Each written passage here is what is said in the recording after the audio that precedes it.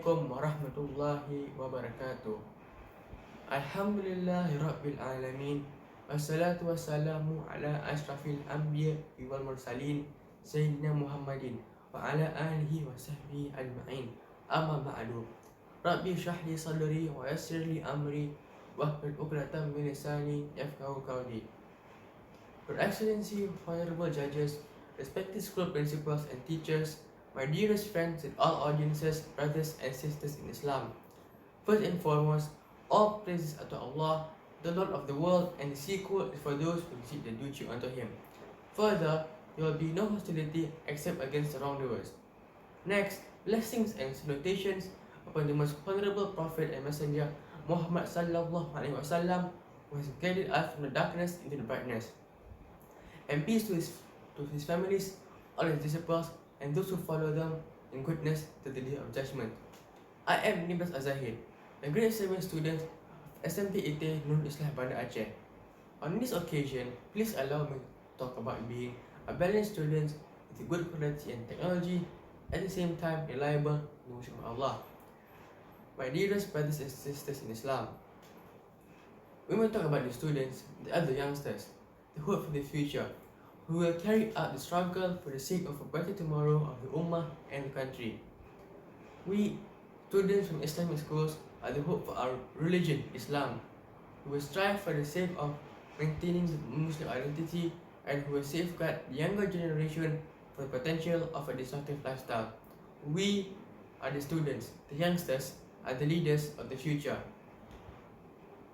Therefore, it is important for us to be advanced in any aspect of life, including technology.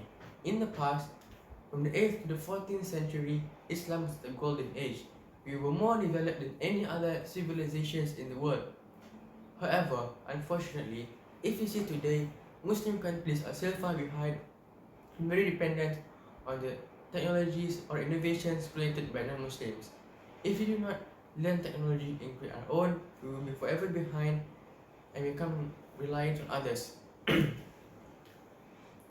Therefore, it's important for us to advance the science and technology so we as Muslims are not colonized or imperialized by other civilizations. We as Islamic school students can play a role by learning science and technology so in the future we are competitive enough to face other civilizations. The Quran states, أعوذ بالله من الشيطان الرجيم يرفع الله الذين آمنوا منكم والذين أوتوا العلم درجات. Allah will raise in rank those of you who believe and those who have given knowledge.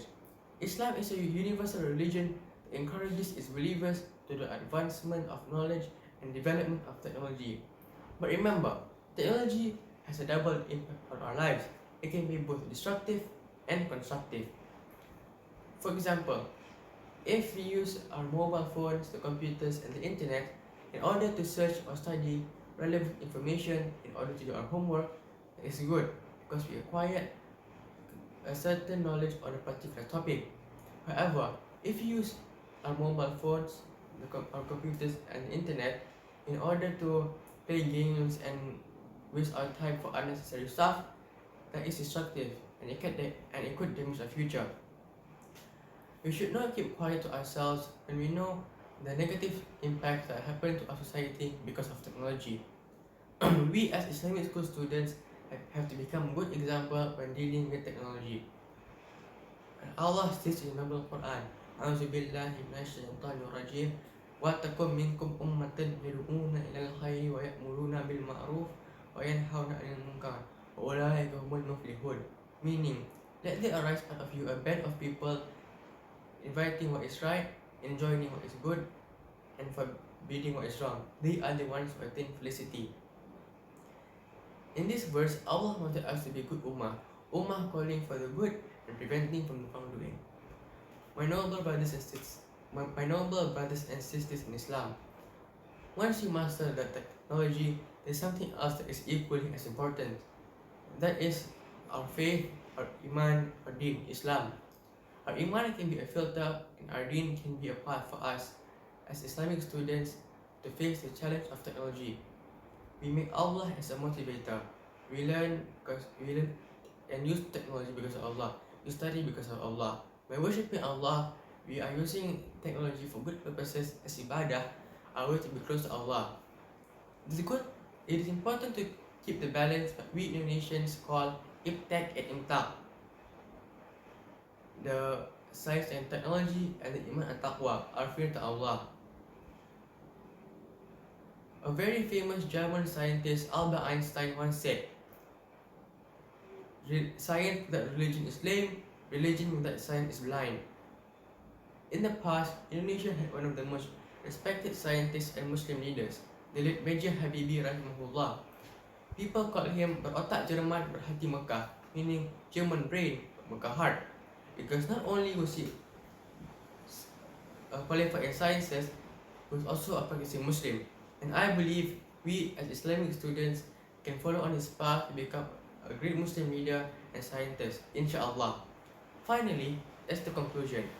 It is important for us to advance both technology and science so we can be on our own feet. Secondly, we should only use the technology for good purposes. Last but not least, we need to keep our religion as a guidance on the technology that we use. By keeping the balance, we will become great example students on keeping the balance between technology and worshipping Allah. That's all for my speech. Thank you very much for your attention. Assalamualaikum warahmatullahi wabarakatuh.